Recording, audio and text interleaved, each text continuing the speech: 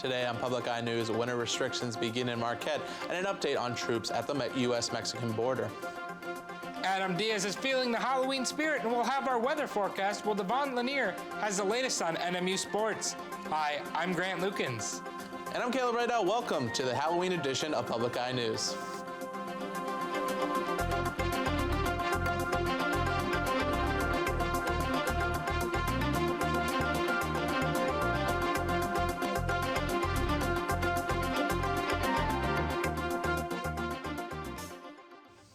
October 31st is Halloween, and trick-or-treaters will be out on the roads tonight. Make sure that if you are driving, you are keeping a careful eye out, as once it gets dark, it can be especially hard to see young children walking around. For most towns, trick-or-treating happens between the hours of 4 and 7 p.m. If you are taking young children out tonight, make sure to watch them and be aware of cars that are driving around. It is recommended that children have a piece of attire that lights up or reflects, especially when it gets dark. Presque Isle Avenue has been under construction for the last several months as they widen the road to cut into shoulder parking, and it is now close to completion. The city has stated that the new road does not take away much parking from the businesses on the road, and that once construction is done, cars will be able to park on the west side of the street and businesses will not lose their private parking spots. The City Planning Commission approved the construction of the road to accommodate bike traffic for Northern Michigan University. For all the people who can't park, NMU has a chance to dismiss your fines. NMU is doing a Food for Fines program that not only helps you save money on parking tickets, but it also helps you feed a person in need. If you donate some food from November 5th through November 9th, you can get $25 off your parking ticket on the 27th. The donations can be dropped off to the NMU Police Department from 8 a.m. to 5 p.m. on those dates. Marquette area public schools are going to host a meeting to talk to parents about vaping. Superintendent Bill Saunders says, quote, "Students are not understanding the consequences of their choices, so the district is hosting an event to inform the parents," end quote.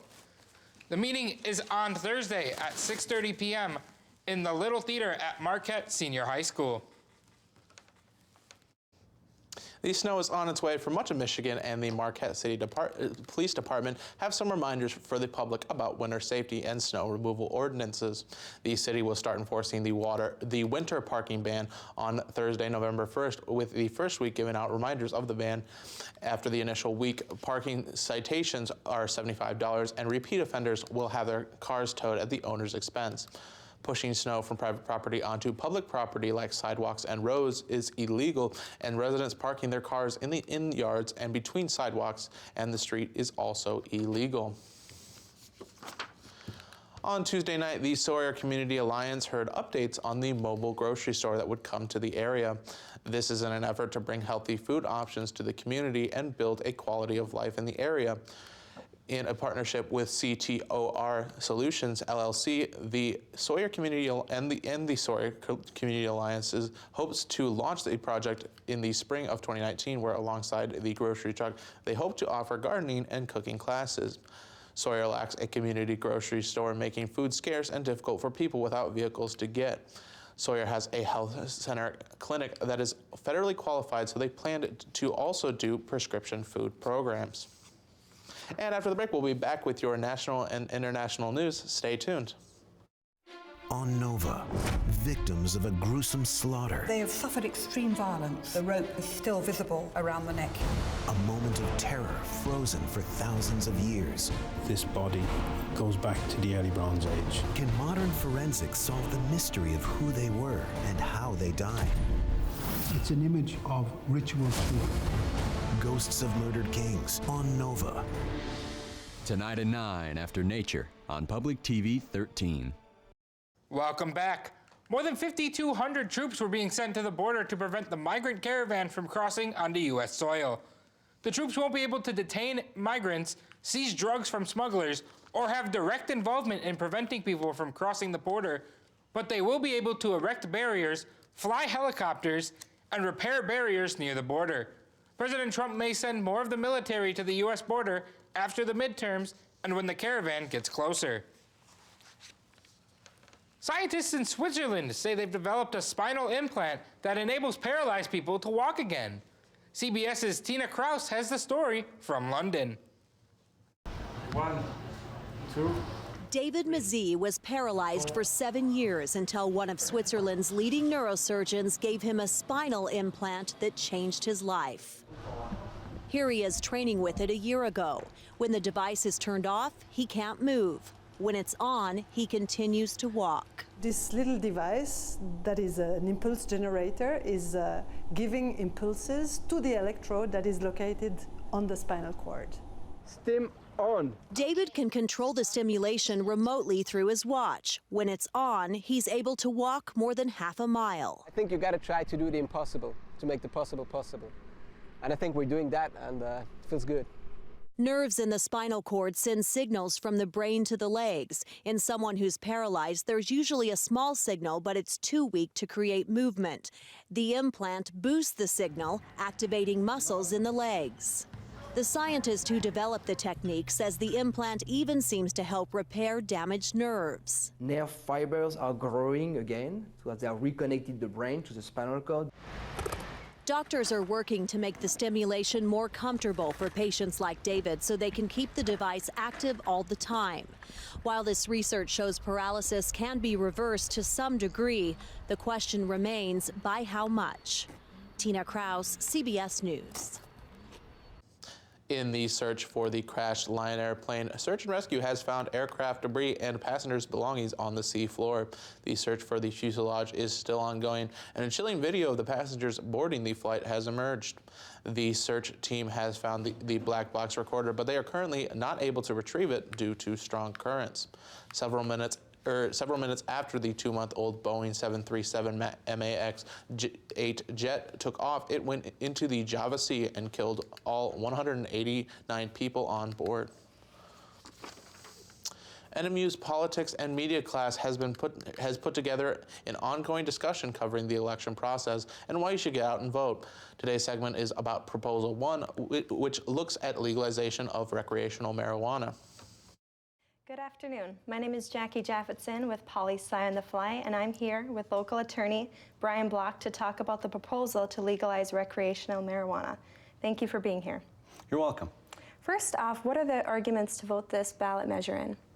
Well, America has a 40-year-old war on drugs, and the policies that we have been attempting to enforce aren't working. The classification of marijuana as a Schedule I federal drug, saying marijuana, heroin, cocaine, methamphetamine should all be treated the same, is demonstrably wrong. And though it's been a long time coming, the truth of the ills of marijuana are more widely known than they were 40 years ago, as a broader segment of the population has actually experienced marijuana in the past, and public attitude is changing. What are the issues concerning this topic?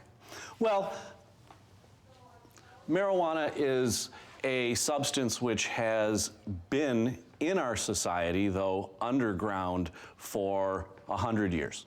It's not going anywhere.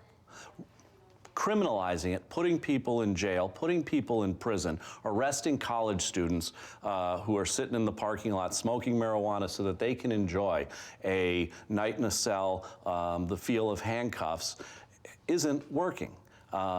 We can regulate, control, and tax recreational marijuana and remove the financial incentive for a significant black market that is worth millions of dollars in Marquette County alone.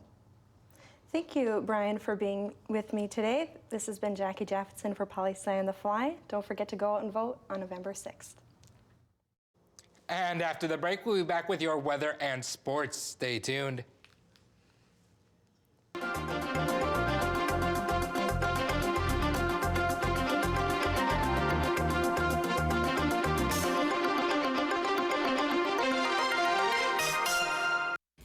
I've been around the world, but there's one place I keep coming back to.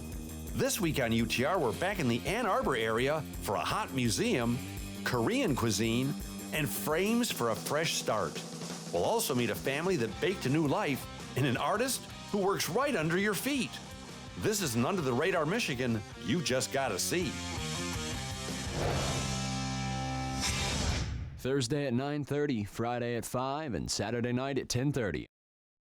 Hi, and welcome back to your Public Eye News Weather. I am Adam BB-8 Diaz, here to bring you the weather today. And remember to stay safe during your Hollow Wednesday. And looking towards our current conditions, it is currently partly cloudy, temperature at 47 degrees, winds west-northwest at 13 miles an hour, barometric pressure at 29.81 and rising. Looking at tonight, we're looking at partly cloudy, the low of 33, winds west at 8 miles an hour. Then looking towards tomorrow, we are looking at partly cloudy, high of 41, winds north-northwest at 7 miles an hour. And rolling around the UP, we are seeing sun, but a little bit of clouds here and there, starting at Sault Ste. Marie at 50, Manistique at 51, Escanaba 53, Menominee 55, Iron Mountain we're looking at 50, Ironwood 42, Houghton 43, and beautiful Marquette at 47 degrees. Hopping on to the Millennium Falcon into the following days. Friday, the high of 40, the low of 33, and cloudy. Saturday, we're looking at the high of 39, the low of 31, and mostly sunny. Sunday, we're looking at the high of 39, the low of 37, and rain/snow showers. So here on the Rebels, we do have a lot of powerful women, but I do hear you have a powerful women volleyball team. Yeah, we certainly do, Adam. Thank you. The NMU women's volleyball team finished its GLIAC play this weekend as they take on Northwood University Friday night and Ferris State Saturday evening. Playoff hopes are alive for the Wildcats as they look for a chance to make it for the second straight season. NMU is currently in a three-way tie for the 8th seed with University of Wisconsin Parkside and Northwood University. A win for the Wildcats on Friday would break a tiebreaker series between NMU and Northwood after the Timberwolves lost to the Wildcats earlier in the season. The Wildcats will look to continue with October's success as they finish the month with 5 wins and 3 losses.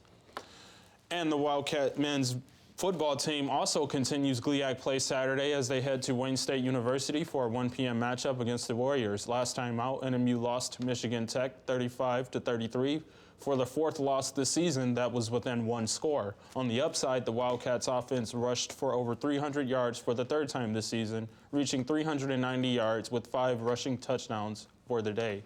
Senior Jake Mayon broke the school record for career rushing yards. He now has 3,947 rushing yards in his career with a total of 36 touchdowns. For the season, he has 1,232 yards, and he is 237 yards away from the single-season record with 2 games to go. NMU holds an overall record of 2-7 in the season and will look to pick up a 3rd win Saturday. Boston is celebrating for the 4th time in 10 years after the Red Sox claimed the MLB World Series title yet again. The Red Sox previously won the World Series in 2004, 2007, and 2013. After going 86 years without a title, the parade began Wednesday at Fenway Park and wound its way through several major downtown streets with fans numbering in the hundreds of thousands. Security was tight along the route as duck boats ferried the team past the site of the deadly 2013 Boston Marathon bombings.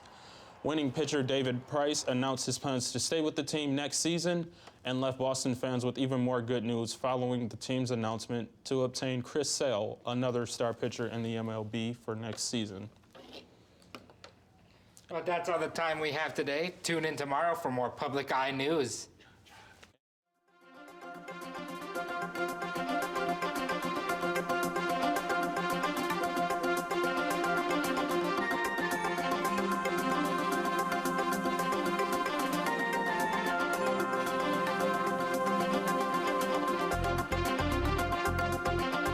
The preceding program was produced in studios located in the Edgar L. Hardin Learning Resources Center by WNMU-TV, Northern Michigan University Public Television.